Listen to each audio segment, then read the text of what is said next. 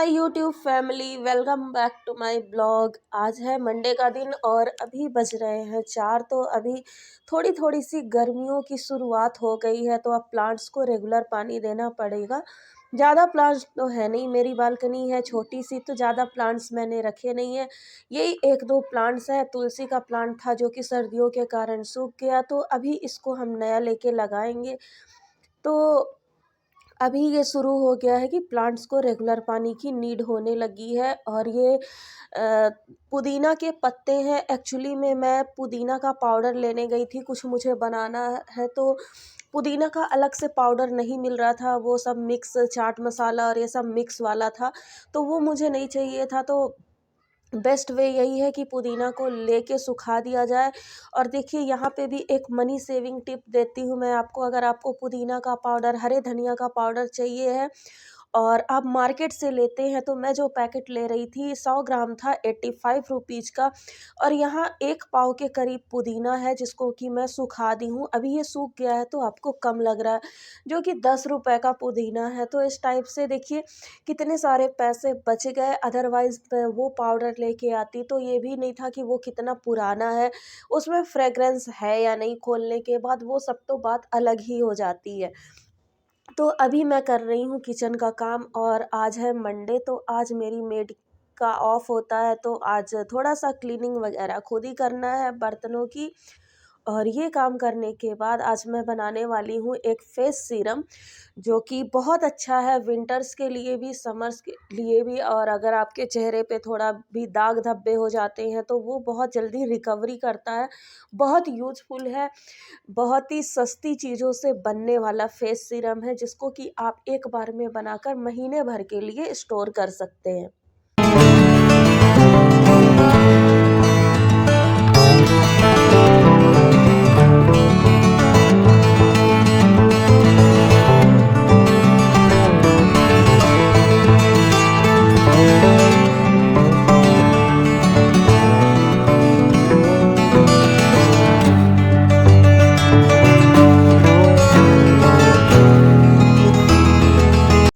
तो अभी चलिए आइए बना लेते हैं फेस सीरम, जो कि सिर्फ 4 चीज़ों से बनेगा। और इतना बेहतरीन ये फेस सीरम है कि इसको आप एज अ टोनर भी यूज कर सकते हैं, सारा मेकअप रिमूव करने के बाद।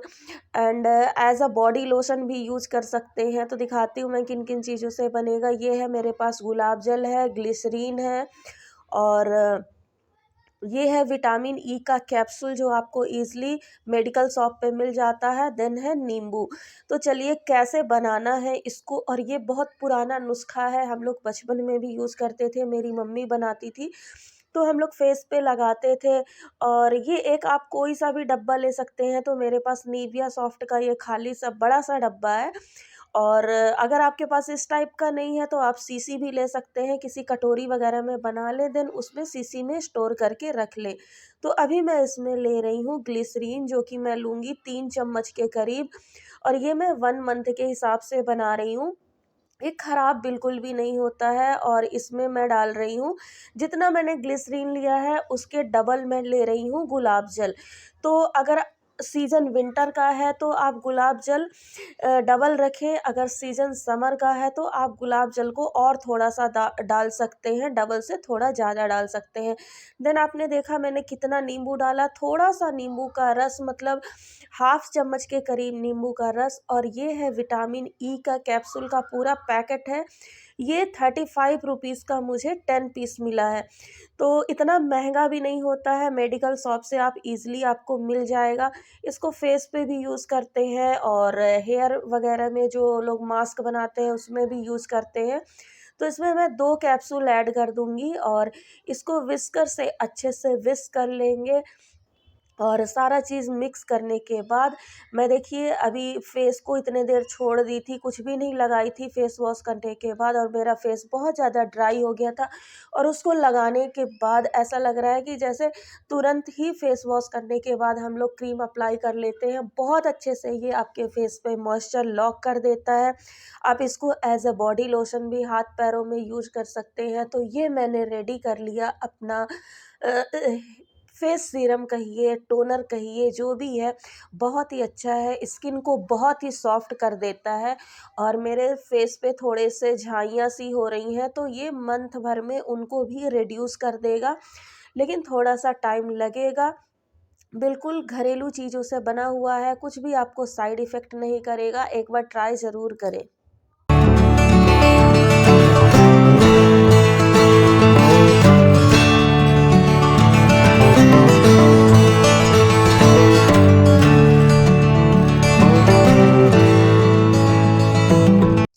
अभी है मंथ की स्टार्टिंग, तो ग्रॉसरी भी आ रखी है, तो आज करना है उसको ऑर्गेनाइज। 2 दिन से मैं ग्रॉसरी ला के रखी थी, बट ऑर्गेनाइज करने का टाइम नहीं मिल रहा था।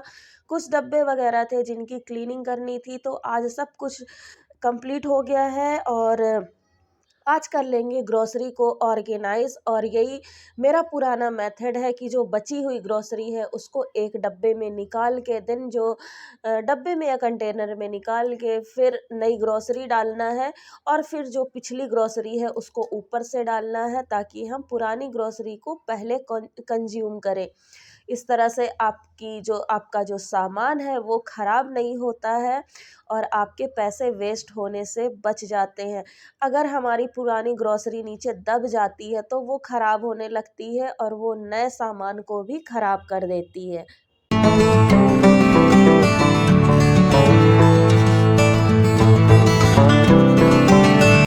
कुछ मसाले भी थे जिनको मैं घर पे बनाती हूँ, बहुत सारे मसाले तो लास्ट मंथ्स के बचे हुए हैं, जैसे सब्जी मसाला, गरम मसाला, ये सब मसाले तो बचे हुए हैं, बट कुछ मसाले अभी भी हैं जो मुझे बनाने हैं।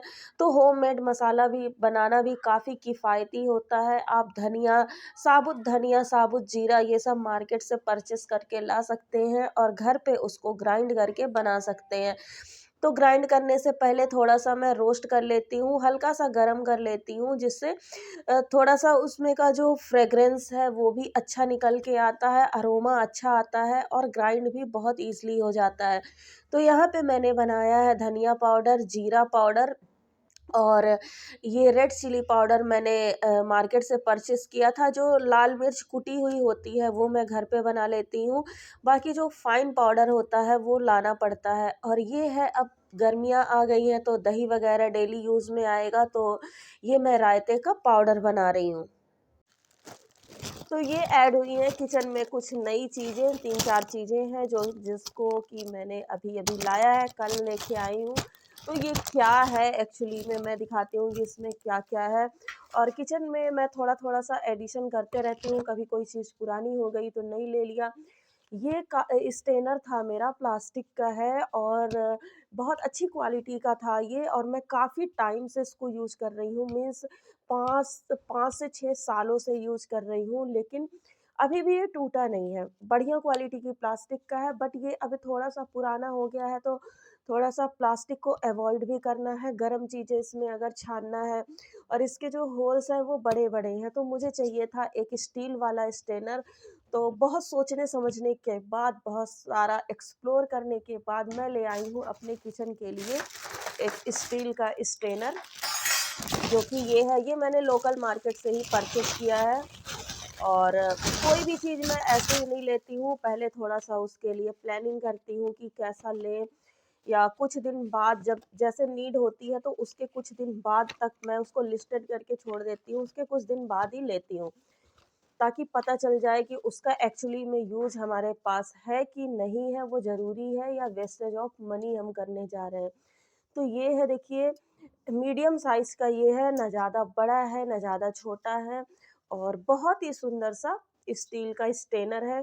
इसमें हम चावल वगैरह भी छान सकते हैं, चावल व वॉश भी कर सकते हैं, वेजिटेबल वॉश भी कर सकते हैं, और जैसे चाउमीन बनाया या कुछ बना रहे हैं तो उसको भी स्टेन करने के लिए ये काफ़ी अच्छा है। और स्टील का है तो इसमें जंग नहीं लगेगा। साथ में मैं तो ढूँढ रही थी एक्चुअली में ऐसे हैंडल वाला स्टेनर, कि जिसमें हैंडल लगा हो तो ऐसे पकड़ के हम इसको ऑपरेट कर सकें, बट इसमें मिला मुझे ऐसा ही वाला मिल रहा था। ये दोनों साइड ऐसे इसका हैंडल है, और नीचे भी इसके स्टैंड सा लगा हुआ है, तो ये लुढ़कता-पुढ़कता नहीं है, बस ऐसे इसको अगर रख देंगे तो ये स्टैंड पे एकदम स्टेबल होके रखा जाता है।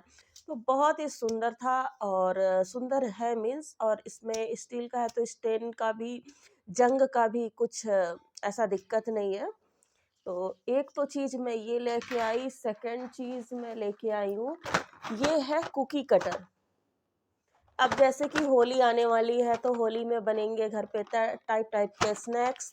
तो नॉर्मली तो जो भी मट्ठी वगैरह थी मैं ऐसे ही चाकू से कट करके बनाती थी, बट अभी मैं सोच रही थी, बहुत टाइम से 1 डेढ़ महीने से सोच रही थी कि कुकी कटर लेते हैं। तो मैंने ऑनलाइन भी देखा, ऑफलाइन फिर मैं मार्केट में गई। ऑनलाइन ये मिल रहा था वही 150-200 के आसपास, बट ऑफलाइन में मैं एक्सप्लोर करी, मार्केट में थोड़ा सा देखी, तो ये मुझे 90 रुपीज़ का पैकेट मिला है। 90 रुपीज़ में कितने सारे हैं। तो किफ़ायती काम करना यही होता है कि पहले हम ऑनलाइन तो सर्च कर लिए, अगर वो चीज़ें ऑफलाइन मिल ही नहीं रही हैं तो हम जा सकते हैं ऑनलाइन की तरफ।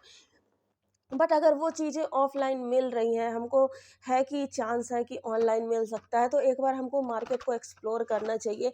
अब देखिए, मैं अगर इसको ऑफलाइन सॉरी ऑनलाइन मंगाती तो मेरा 150 से 200 रुपये ज़्यादा लगता, कम से कम ये 250 में मिलता। और वो भी क्वालिटी कैसी होती वो तो आने के बाद पता चलता। तो ये तो मैं लेके आई हूँ, ऑफलाइन ली हूँ, थोड़ा सा मार्केट में देखी हूँ, 2-4 दुकान पूछी हूँ, और मुझे बहुत ईज़िली मिल गया। कहीं पे दूसरे टाइप का मिल रहा था, बट जो टाइप मुझे चाहिए था वो मुझे आसानी से मिल गया और सिर्फ़ 90 रुपीज़ में मिल गया है। तो अगर थोड़े से पैसे बचाना है, तो थोड़ा-सा तो आपको एक्सप्लोर करना पड़ेगा मार्केट। फिर थर्ड चीज़ मैं लेके आई हूँ, ये टंग। ये सैलेड को होल्ड करने में काम आता है, और भी अगर आप कुछ कुकिंग कर रहे हैं तो उसमें भी यूज़ होता है। तो ये भी काफ़ी टाइम से एक्चुअली में ये मेरे हस्बैंड का डिमांड था कि ये चाहिए, वो जब कुकिंग करते हैं तो उनको थोड़ा-सा अलग-अलग चीज़ें चाहिए होता है। तो ये काफ़ी टाइम से सोच रहे थे लेने को, ये भी लेके आए, और ये भी स्टील का है, बहुत अच्छा है, और ये भी मैंने लोकल मार्केट से लिया है। साथ ही में ये है किचन टॉल्स, तो इसको तो दिखाने वाली चीज़ नहीं है। अब कुछ चीज़ें मैं लेके आई हूँ मीन्स अब कुछ चीज़ें मैंने ऑर्डर की हैं, 2 नई चीज़ें जो कि ऑनलाइन ऑर्डर की हैं मीशो से, तो उसको भी मैं दिखाती हूँ कि वो क्या है।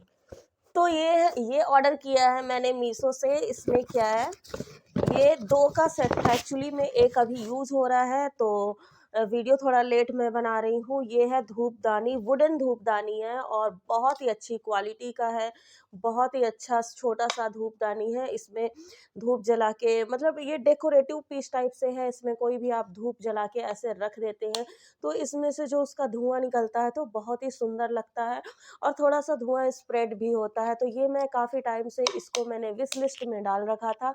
उसके बाद इसको मैंने आई थिंक 170 में 2 का सेट था, बाय 1 गेट 1 था, 170 में 2, तो इसको मैंने ऑर्डर किया, और ये सच में यूज़फुल है। तो अभी तो एक ही यूज़ हो रहा है फ़िलहाल, और कभी अगर देखें ज़रूरत पड़ेगा तो दूसरा भी निकालेंगे, तो अभी तो एक पैक करके रखा हुआ है। साथ ही में मैंने ऑर्डर किया था अपने लिए मीशो से, ये जो है मंगलसूत्र टाइप का है, और इसके साथ स्टड्स भी हैं। तो ये देखिए, ये मैंने 1-2 वीडियो में पहना भी है, और इसका भी थोड़ा-सा रिव्यू लेट दे रही हूँ। बहुत ही अच्छा है, ये पर्ल वाला है, ऐसा पर्ल का बना हुआ है, बीड्स लगे हुए हैं इसमें, और ये चोकर चोकर टाइप मंगलसूत्र है जो पूरे आपके नेक में चिपक जाता है, और बहुत ही सुंदर लुक देता है, स्टर्डी सा लगता है। साथ में इसके हैं ये इस टाइप के स्टड्स, निकाल के दिखाती हूँ इनको मैं। ये देखिए, बहुत ही प्यारे से स्टड्स हैं इसके, जो कि बहुत ही आपको डिसेंट लुक देते हैं। मतलब अगर आपको कुछ हैवी ज्वेलरी नहीं पहनना है, कुछ ओल्ड टाइप का मंगलसूत्र वियर नहीं करना है, तो इसको आप पहन सकते हैं। और ये भी बहुत कम रेट का था, आई थिंक 120 या कुछ ऐसे का था। तो मैं जो चीज़ें ऑनलाइन ऑर्डर करूँ या जो मार्केट से चीज़ें मैं लेती हूँ, ऐसे ही लेती हूँ, पहले मैं उसको विश लिस्ट में डाल देती हूँ। अगर ऑनलाइन है तो डायरेक्ट आपको ऑप्शन मिल जाता है विश लिस्ट का, अगर ऑफलाइन है तो आप कहीं उसको डायरी में लिख सकते हैं, और फिर उसको तुरंत परचेस ना करके थोड़ा-सा टाइम दें, 10 दिन 15 दिन का टाइम दें, देन उसको परचेस करें, ताकि आपको पता चल जाए कि एक्चुअली में इसकी नीड हमको है या नहीं है। कई बार क्या होता है कि हम चीज़ें ले आते हैं और उसकी नीड हमको होती नहीं है, लाने के बाद हमको लगता है एक बार यूज़ करने के बाद कि इसकी कोई ख़ास ज़रूरत नहीं थी और हमारे पैसे वेस्ट हो जाते हैं। तो सही तरीका यही है कि पहले आप चीज़ों को लाएँ, थोड़ा-सा एक्सप्लोर करें, लोकल मार्केट में ज़रूर एक्सप्लोर करें। अगर आपको थोड़ा-सा पैसे बचाने का हुनर सीखना है, तो अगर आप लोकल मार्केट में एक्सप्लोर करेंगे तो डेफ़िनेटली वो चीज़ें ऑनलाइन से कम दाम में लोकल मार्केट में अवेलेबल होती हैं।